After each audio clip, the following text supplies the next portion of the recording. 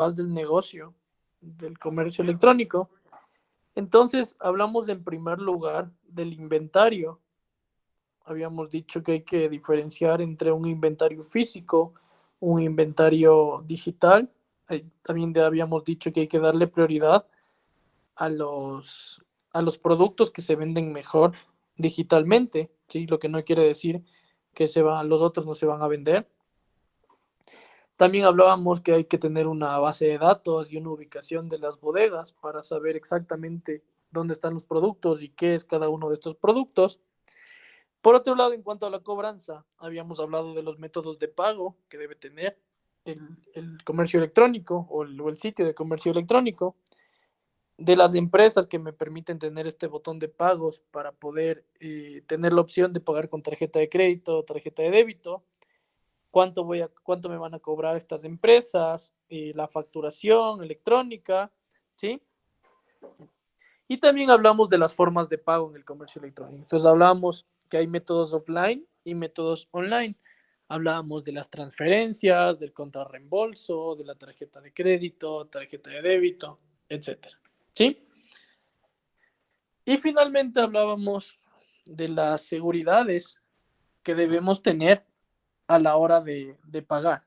Entonces, hablamos de la autentificación de datos, de la disponibilidad, de la integridad de las personas o de nuestro personal, de los certificados de SSL, etcétera. ¿Sí? Ahora vamos a seguir con esta interfaz del negocio. Ya vimos, como les digo, ya vimos el inventario, ya vimos las cobranzas y ahora nos vamos a fijar en la gestión y la atención al cliente. ¿Sí? ¿Ya pueden ver la pantalla o aún no? Ya, profe. Ya, listo. Entonces, ¿qué tenemos que tener en cuenta en cuanto a la gestión y la atención al cliente? En primer lugar, tener claro que es muy importante tener una buena atención hacia el cliente, una buena gestión hacia el cliente. ¿Por qué? Porque eso nos va a permitir que el cliente se sienta bien, siga realizando compras y siga recomendando a otras personas a mi sitio electrónico. Entonces, esta gestión y esta atención al cliente no tiene que ser solo del departamento de atención al cliente, sino de toda la empresa. Toda la empresa tiene que saber cuáles son las normas, cuáles son los parámetros para atender a un cliente. ¿Por qué? Porque un cliente no solo se quiere comunicar con el departamento de atención al cliente, también se quiere comunicar tal vez con el departamento de publicidad, con el departamento de contabilidad, con el departamento, con la gerencia, ¿sí? Entonces, todos tienen que tener claro cómo se debe atender al cliente, qué parámetros debo llevar, todo lo que tiene que ver con llevar una buena gestión, ponerse la camiseta y saber qué es lo que se tiene que hacer. Entonces, en primer lugar, hay que tener claro esto. La gestión y la atención al cliente no tiene que ser solo del departamento que se encarga de esto, sino de toda la empresa. Entonces, una buena gestión al cliente, una buena gestión del cliente se basa en ciertos parámetros. ¿Cuáles son? En primer lugar, tener un personal adecuado. Ya habíamos dicho que los empleados de nuestra empresa tienen que ser íntegros. ¿Por qué? Porque tienen que hacer un buen uso de los datos que nos ofrece el cliente. Pero aparte de eso, tienen que tener o llevar ciertos valores. ¿Y cuáles son estos valores? En primer lugar, la cordialidad y la empatía.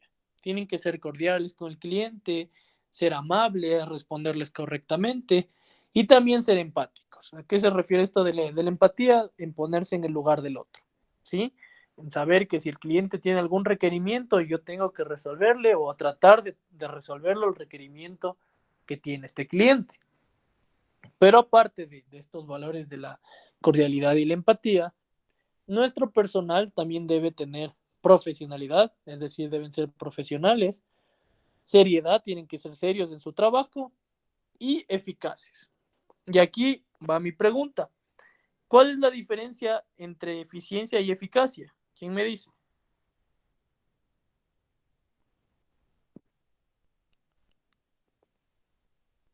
Verán que estoy tomando la participación en clase.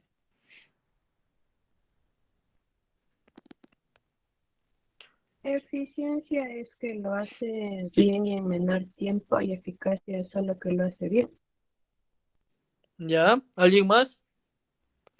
Eficiencia es cuando la persona logra el objetivo y eficacia es cuando lo logra utilizando menos recursos. A ver, repítele, porfa. Eficiencia, a ver, sí, eficiencia es lograr el objetivo, lo que se planteó, y eficacia es hacerlo, lograr el objetivo, pero utilizando menos recursos.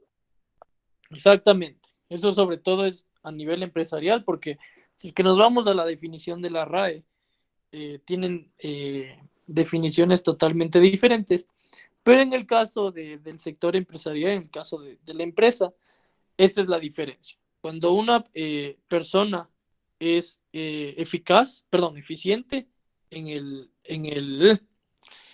el trabajo o en los objetivos que tenga, es porque los hizo, estos objetivos los cumplió, pero con el menor recurso posible. Y en cambio, es eficaz cuando solo logró el objetivo. ¿Sí? Entonces, pongamos un ejemplo. Si es que una empresa se encarga de vender, no sé, vende escritorios y los empleados realizan, digamos que tienen 10 empleados y en total realizan diariamente 500 escritorios. ¿Sí? En ese caso, es eficaz la empresa, porque logró cumplir con los objetivos diarios, que es hacer los 500 escritorios. Pero se va a volver eficiente la empresa cuando logra hacer los 500 escritorios, pero con menos trabajadores. Ya no lo hace con los 10 trabajadores, sino que lo hace con 8 o con 5. El mismo objetivo de hacer los 500 escritorios diarios. ¿Sí? Entonces, el personal que yo debo tener en mi empresa tiene que ser, y que se encargue de la atención al cliente, tiene que ser un personal eficaz, es decir, que consiga los objetivos, pero con la menor cantidad de recursos posibles. Sí, entonces, digamos que quiere cerrar una venta o que quiere solucionar un problema, va a ser eficaz si es que logra solucionar el problema en primer lugar porque cumplió este objetivo, pero lo hace en menor tiempo. Ya no gastó tantos recursos de llamadas o de esperar al cliente la respuesta. Entonces, a eso va el ser eficaz. El cumplir los objetivos que se proponga obviamente el departamento y la empresa, pero como dice Santiago, utilizando la menor cantidad de recursos posibles. ¿Sí? Segundo parámetro que debemos cumplir para tener una buena gestión al cliente tiene que ver con la atención telefónica. La atención telefónica tiene que ser en un horario adecuado. ¿Por qué?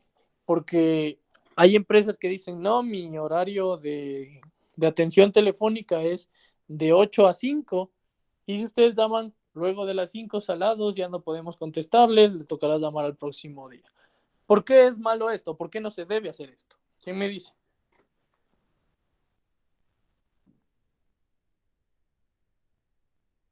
¿Puede repetir, profe, por favor? A ver, si una empresa dice que su horario de atención telefónica es de 8 a 5 y que si alguien llama luego de las 5 no se le va a poder contestar porque ya no hay nadie y que le va a tocar llamar al próximo día. ¿Por qué es malo esto? Esto de tener un horario de laboral, por decirlo así, un horario de trabajo. Por lo que en el e-commerce dijo que todos estos servicios deben estar 24/7. Exactamente. Muchas veces, y sobre todo cuando ya está posicionado el comercio electrónico, recibimos pedidos de otros países. Y obviamente, al recibir pedidos, también se reciben preguntas, se reciben quejas, se reciben sugerencias y también se las hace en otro uso horario, con otras horas de diferencia. Entonces, lo recomendable es que la atención telefónica sea 24/7, ¿sí? Y en el caso de que no sea 24/7, o sea, tener un teléfono, alguien que esté contestando el teléfono, se puede tener un horario, el teléfono y luego se responderá por correo electrónico, me invento. Pero siempre debe haber una atención al cliente, ¿sí? Las 24 horas del día, los 7 días de la semana. ¿Por qué? Porque no sabemos quién nos va a hacer esta pregunta o a qué hora. Hay personas que, por ejemplo, no pueden dormir y se ponen a ver las redes sociales, se ponen a ver qué comprar. Entonces, tenemos que estar atentos a eso, ¿sí? Tercer parámetro de una buena gestión al cliente tiene que ver con los reglamentos o los parámetros para en cuanto a la atención y a la respuesta. ¿Alguien ha trabajado en call center o en servicio al cliente? Sí, no, ninguno. Nada, ni Lisbeth. Lisbeth no está trabajando en call center.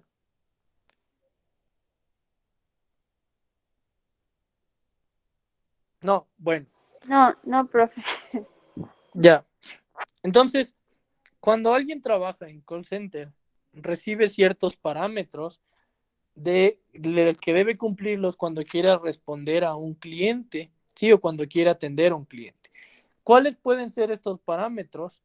Puede ser el número de veces que va a sonar el teléfono para contestar. Entonces dice, por ejemplo, deja que suene 2 veces y a la tercera ya levantas el teléfono para contestar. O apenas suene una, ya debes contestar. Ya depende de la empresa qué parámetros tiene.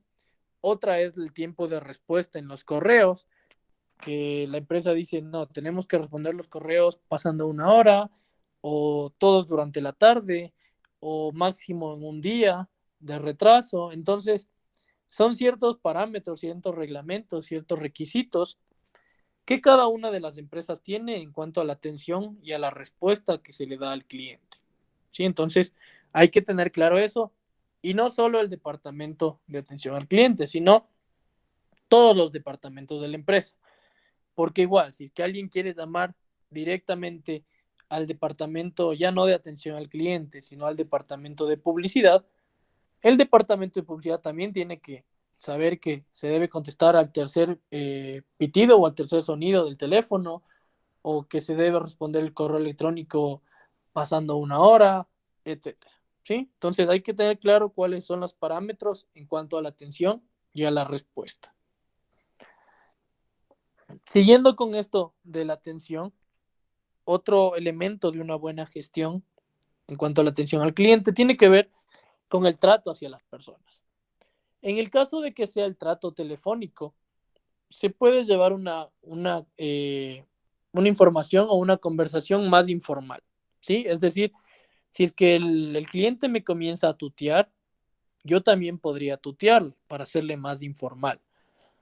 Pero en el caso de que el trato sea por correo electrónico, ahí sí debe ser lo más formal posible, por no decir siempre formal. Entonces, tratarle de usted, decirle estimado, estimada, saludarle, buenos días, buenas tardes, buenas noches, en base a su requerimiento, o me permito informarle. Todas estas palabras que me denotan una formalidad en la conversación y en la información que yo le estoy transmitiendo al cliente. ¿Sí? Entonces, si es que es por teléfono el trato, sí puede tener una, una conversación informal, pero si es que es por correo electrónico, aquí siempre va a ser formal. Y por último, el último elemento de esta buena gestión al cliente tiene que ver con medir la satisfacción del cliente. Medirla cada cierto tiempo, es decir, durante ciertos periodos, para yo saber si es que estoy haciendo bien o estoy llevando a cabo bien la atención. Entonces, puede ser a través de correos electrónicos, puede ser a través de una encuesta, puede ser a través de llamada, luego de haber hecho el reclamo, la sugerencia o el requisito que quería buscar. Cualquier método que me permita a mí medir la satisfacción del cliente, medir si es que se realizó un buen trabajo, si es que está satisfecho o qué se podría mejorar, ¿sí? Entonces, esta satisfacción o esta medición de la satisfacción se la puede hacer mensualmente, se la puede hacer trimestralmente, cada 6 meses, anualmente, ya depende de la empresa y de obviamente cuántos requerimientos, cuánta atención ha tenido el cliente en cada cierto tiempo, ¿sí? Preguntas hasta acá, preguntarán nomás. Yo, profe, con respecto al tiempo que debe demorarse una persona que atiende una llamada de un cliente, ¿tiene que ser un tiempo limitado que ponga la empresa o tiene que ser así hasta que el cliente cuelgue? Porque se ha ¿Cómo el dado tiempo? O casos sea, en si es que que, o se sea, se ha demoran como dado casos media en que hora. le dejan la llamada abierta y bueno, lo hacen en broma, pero le dejan la llamada abierta, pero es como que les beneficia a la empresa, algo así medio raro. Ya, eso también está dentro de los parámetros de atención o parámetros de respuesta. Si es que le dice, y no sé si les ha pasado, a mí sí me ha pasado, que me dicen, esperen un momentito y te dejan sonar tin, tin, tin, el sonidito ese, y luego te dicen, gracias por quedarse o por permanecer en línea. Entonces, en algunos casos, sí tienen ciertos parámetros que dicen, no, no puedes dejarle más de 2 minutos o no puedes dejarle más de 1 minuto, ¿sí? En otros no, en otros como dices, simplemente porque están haciendo algo, le dicen, esperen un rato, o sea, ya tienen la respuesta, ya tienen el requerimiento solucionado, pero están haciendo otras cosas, entonces espérenme un ratito. Y le dejas que suene y luego te acordaste y dices, ay, discúlpeme o gracias por estar en línea aún. Entonces, todo eso, en algunas empresas, todo eso importa. ¿Por qué? Porque te miden la productividad. Como te digo, mientras más eficaz es tu personal, va a ser mejor, vas a conseguir mejores resultados. Entonces, todo eso de hacer que esperarle al cliente, todo eso te mide la productividad. Entonces, si le haces esperar mucho tiempo, tu productividad va a bajar, vas a ser menos eficaz, puede que seas eficiente porque ya cumpliste el requerimiento, pero no eres eficaz. Entonces, hay que tener claro eso. Y ahí sí ya depende de la empresa qué parámetros va a poner. Hay otros que no les importa, que con que se resuelva el requerimiento en el tiempo que sea, basta.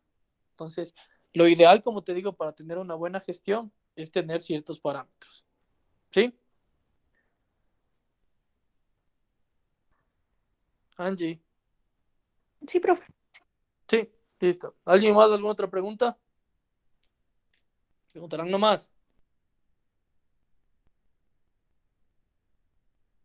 No, listo. Entonces, ¿cómo consigo una tienda online? Es decir, ¿cómo hago para tener una tienda online? ¿Puedo hacerlo yo mismo? ¿Tengo que contratar a alguien más? ¿Cómo hago? ¿Quién me dice?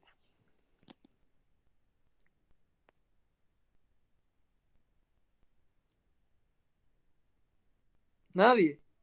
Creo que tenemos que contratar a alguien más. ¿Ya? ¿Por qué? ¿Por qué no podrías hacer tú misma?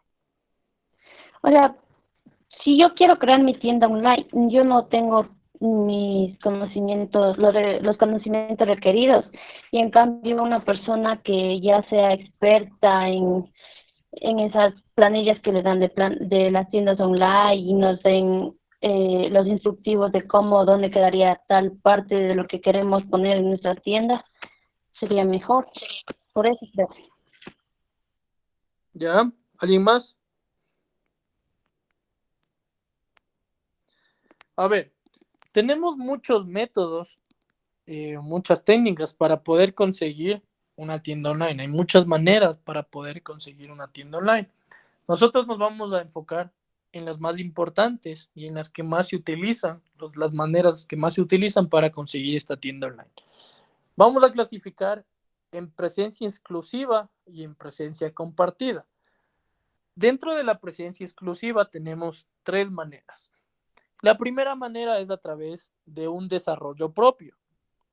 ¿A qué se refiere esto del desarrollo propio? A que yo puedo realizar mi tienda online, pero necesito dentro de mi empresa a personas que tengan los conocimientos tecnológicos necesarios para poder crear en primer lugar el sitio electrónico, el sitio web y luego desarrollarlo, ponerlo como yo quiero, qué son las categorías que quiero poner, cuáles son las imágenes que quiero poner, cómo va a ser el diseño, etcétera. Entonces, esta manera del desarrollo propio generalmente lo hacen las grandes empresas. ¿Por qué? Porque me genera tiempo y dinero. Entonces, si es que yo no tengo el tiempo y el dinero necesario, no podría hacer esto, porque tengo que pagarles a las personas que se encargan de hacer esto, que tienen los conocimientos. Estas personas también tienen que comprar ciertas herramientas o comprar ciertas plataformas. Entonces, todo eso me genera tiempo y dinero. Obviamente no digo que una empresa pequeña no puede hacer, si es que tiene los conocimientos necesarios dentro de la empresa, alguien tiene los conocimientos necesarios, o digamos que un amigo mío que tiene los conocimientos y me quiere dar haciendo, bienvenido sea, ¿sí? Pero generalmente lo hacen las empresas grandes porque, como les digo, genera tiempo y dinero, ¿sí? La segunda manera dentro de esta presencia exclusiva tiene que ver con el proveedor tecnológico exclusivo. ¿A qué se refiere este?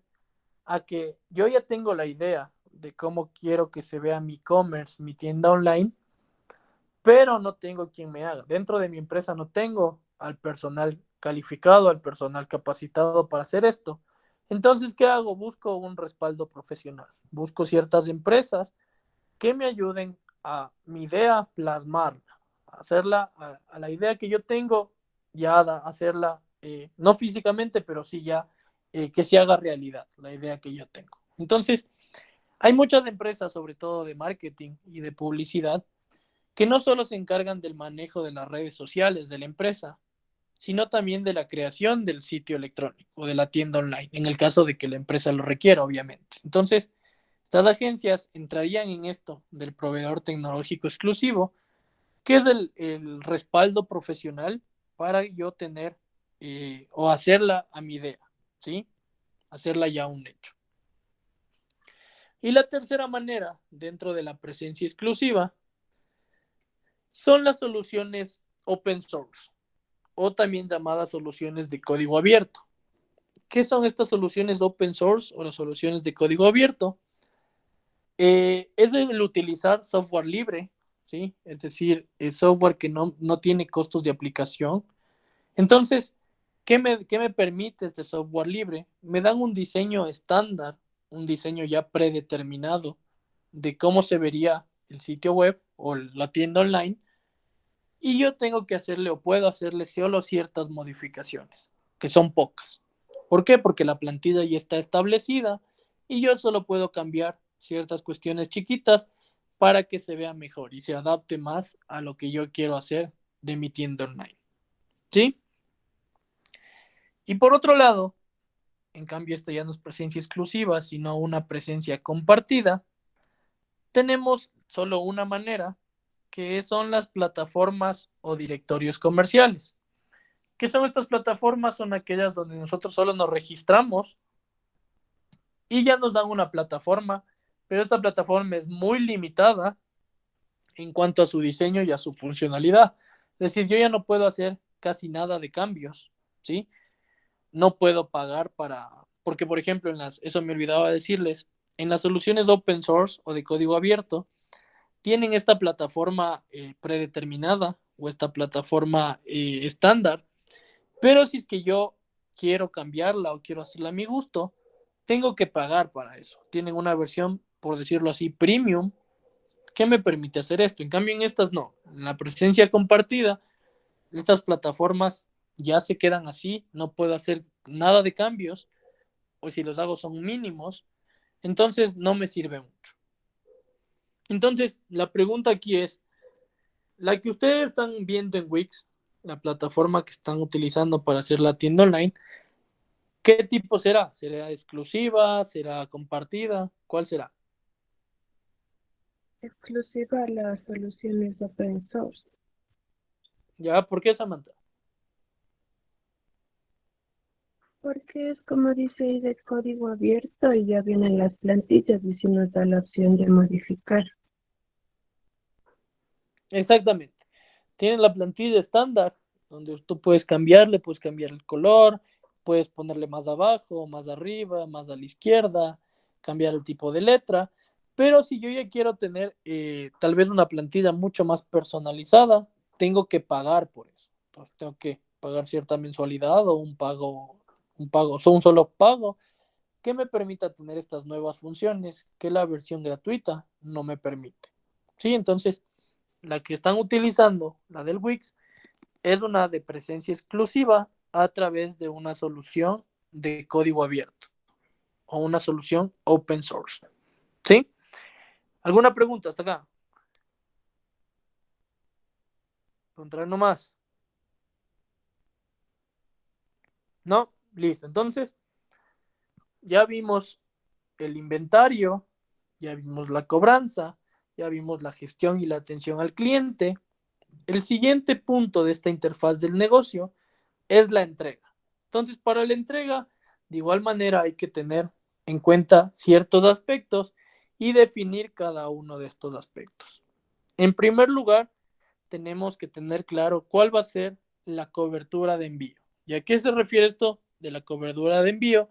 Se refiere a que si yo mismo voy a entregar los productos o voy a contratar a una empresa externa, a una empresa dedicada solo al envío de los productos. Entonces, muchas empresas aquí en Ecuador tienen o usan a Servientrega para que se pueda entregar los productos. Hay otras que no.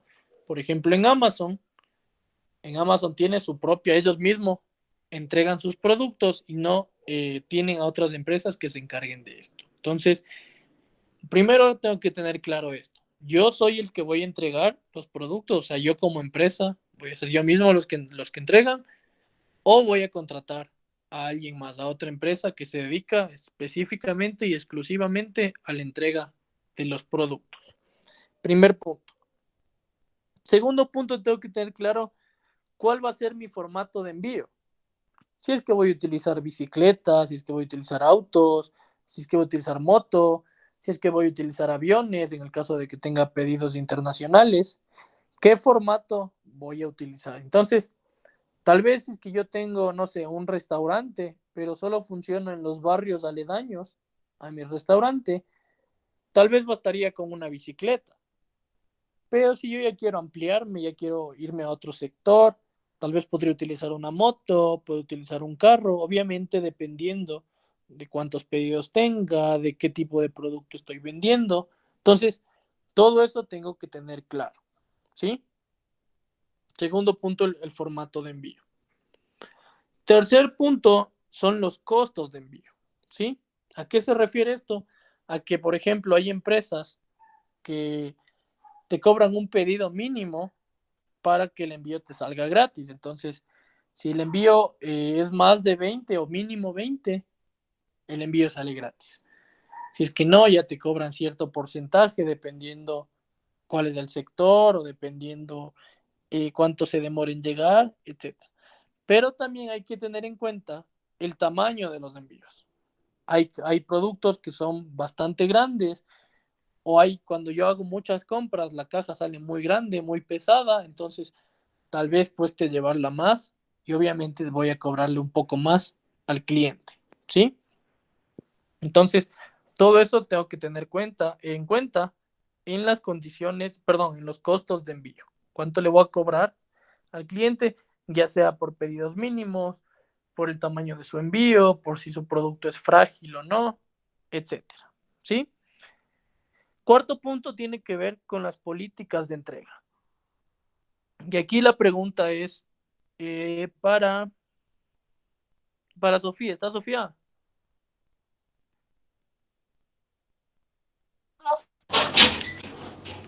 ¿Sí o no? Sí, profe. Ya. A ver, Sofía, ¿qué harías tú si tú tienes una empresa, alguien te compró y enviaste el producto, pero no había nadie en la casa? ¿Qué haces?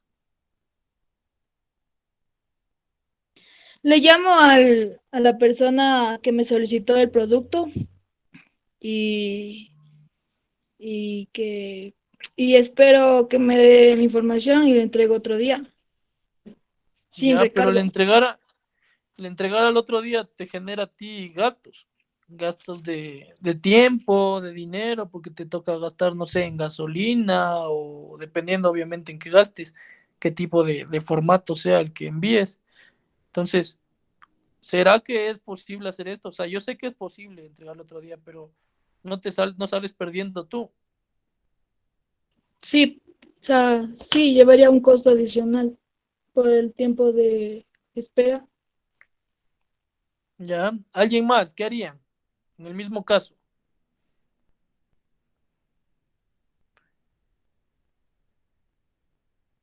Yo le dijera que al día siguiente la persona tiene dos opciones, que ella se acerque a la empresa a retirar o a su vez pague otra comisión para nosotros llevarle. ¿Ya? Puede ser. Entonces, todo eso de qué hago en estas situaciones tiene que ver con las políticas de entrega. Situaciones como las que les dije de qué hacer cuando la persona no está en el lugar donde se le entrega, hay que tener en cuenta y hay que indicarle al cliente qué es lo que vamos a hacer. Entonces, por ejemplo, Amazon, no sé si alguien ha comprado en Amazon. Amazon, cuando se compra algo, se tiene la posibilidad de, en primer lugar, te envían una notificación cuando ya salió el producto y cuando llegó a la casa o al lugar donde se hizo el envío y no hay nadie en la casa, dejan el producto ahí y se toma la foto para tener evidencia que se dejó ahí. Entonces, ellos tienen la política de entrega que dice que ellos se encargan de dejar y ya si es que no está el cliente, salados. Ellos ya cumplieron con la parte de entregar el producto. Sí, entonces, en Estados Unidos hubo un caso, no sé si se han dado cuenta, en las películas o en las series, que cada de las casas de Estados Unidos tienen un buzón en la parte de afuera, que es para recibir las tarjetas y también para recibir los productos. Entonces, una empresa, no me acuerdo el nombre, se encargaba de dejar los productos y ponerlos en el buzón y que entren como sea. Entonces había rotura de los productos, también se rompían al momento de sacarlos del buzón. Entonces había este problema, pero esa era su política de entrega. Entonces yo tengo que explicarle al cliente cuáles van a ser mis políticas de entrega. Si es que yo ya dejo, le tomo la foto, o como dice Cintia, si es que no estuvo, tiene dos opciones. Yo le voy a dejar, pero para que pague algo más, porque también me cuesta a mí, o se puede acercar a mi tienda física o a mis bodegas o lo que sea.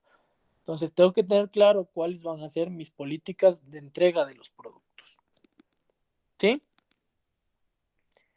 Y finalmente, el otro aspecto tiene que ver con la integración del software. Entonces, ¿a qué se refiere esto? A que yo tengo o puedo ponerle un software, un programa que se encargue o que le ayude al cliente a hacer un seguimiento del producto, a que pueda rastrearlo para ver dónde está, para que sepa cuándo salió, cuándo se confirmó el pedido, etc. Sí, entonces son estas opciones, estos programas que me permiten que el cliente tenga una mayor seguridad de dónde está su pedido y que se sienta seguro de que va a llegar. ¿Alguien ha comprado en Wish? ¿Sí o no? Nadie. ¿Ha comprado en algún sitio extranjero? Ninguno.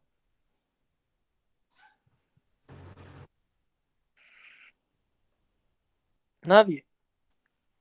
Bueno, Eso verán no que estoy tomando en directamente. cuenta su atención. Dime, Cintia. Sí, profe, en Amazon. A ver, Sofía, ¿has comprado en Amazon? Sí, o sea, mi hermano. Ya. Ya, pero ¿tú has visto o no? Sí, sí, he visto que hacen el pedido, ven el modelo y le ponen el carrito de compra y ahí le dan cómo va a ser la forma de entrega. Ya. Pero a ver, cuentas más o menos cómo es el proceso. O sea, entra a la página de Amazon, escribe el producto que quiere buscar, ya sea zapatillas. Bueno, en este caso solo compra zapatillas mi hermano, busca el modelo en los colores que hay, selecciona, le ve el precio que está, pone en el carrito de compra y ahí le sale, al momento de aceptar, le sale su pedido ha sido seleccionado, asignado, algo así. Y ahí le mandan el Ya. comprobante o sea, la factura digital de cómo va a ser y todo eso. Ya. ¿Y cuánto se demora en llegar? Ahí sí el tiempo no me he fijado porque cuando él pide ya cuando llego ya sabe toda la zapatilla ahí. Ya. Entonces sí, muchas veces, sobre todo las empresas extranjeras, tienen esta opción de poder hacer un seguimiento del producto y de esta manera saber cuánto se va a demorar en llegar el producto. En el otro curso me comentaban que tenían esta opción de hacer el seguimiento del producto, pero llegó el producto, llegó acá a la aduana de Ecuador y ya no apareció más, o sea, nunca se entregó el producto. Entonces, eso es otro tema que es muy aparte de la empresa y que tiene que ver con las aduanas. En las aduanas se pierden muchos productos, alguien más se coge y dice, no, ya enviamos, entonces no hay alguien que pueda comprobar esto. Entonces, ahí también está la importancia de tener unas políticas de entrega que digan, ¿sabe qué? Si es que envía o si es que enviamos a otro país, nosotros nos encargamos de enviarlo y ya si es que llega a su país y no les llega el producto, salado, ya no va ya sale de nuestras manos.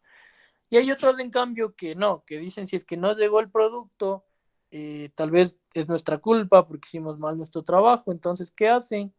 Envían de nuevo el mismo producto o digamos que era el último producto de su stock.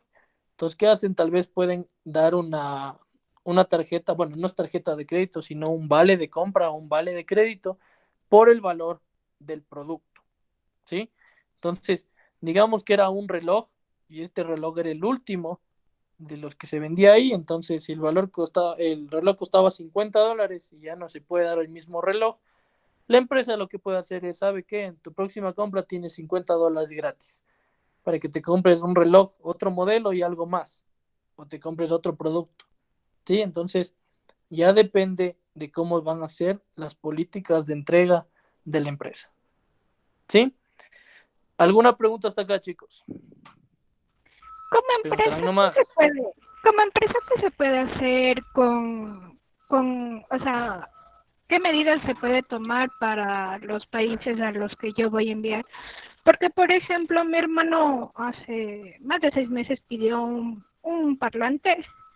Hicieron el seguimiento, vimos los buenos comentarios, la calificación de la página y todo era bueno, pero acá llegó, incluso Correos del Ecuador nos notificó que ya estaba el producto y cuando mi hermano se acercó a retirar, no llegó un parlante, sino una camiseta. Ya. A ver, en esos casos, ¿cuál es la pregunta? Pero, Cintia. O sea, como empresa, o sea, la empresa sí tiene sus políticas, tiene buena opinión, o sea, buenos comentarios y todo eso, pero creo que fue el problema aquí en el Ecuador, o sea, con los correos del Ecuador, donde hubo esa confusión. Ya. En esos casos puede ser que hubo un traspapeleo, ¿sí? Que se hubo una mezcla de los papeles, o que tal vez en Correos del Ecuador no tienen el mismo software y que me permite, no sé, este producto va a esta persona, así. Entonces, son generalmente problemas de traspapeleo que se cruza la información y se recibe otro pedido. Hay casos que tal vez, no sé si han visto en las redes sociales, que piden un saco y les viene el saco que no era o les sale un saco mucho más chiquito. Entonces, todos esos problemas, en algunos casos son problemas de traspapeleo de la empresa o de la empresa que se encarga de enviar los productos, o también puede ser el caso de que no hay y los productos, y ahí es lo que hablábamos, de que el producto tiene que ser claro y tiene que ser visible para que no haya estos problemas de que hubo estos errores en los productos. Entonces, de nuevo, importa aquí las políticas de entrega y enviar y tener, si es que yo ya le muestro las fotos claras y le envío las fotos de cómo se envió el paquete, de qué era lo que se envió, la empresa se deslinda de toda responsabilidad. Pero si es que nunca tuvo políticas de entrega, nunca indicó cuándo se envió el producto, qué es lo que hizo, ahí puede entrar hasta en acciones legales por parte del cliente. ¿Sí? Ya. ¿Alguien más? ¿Alguna otra pregunta?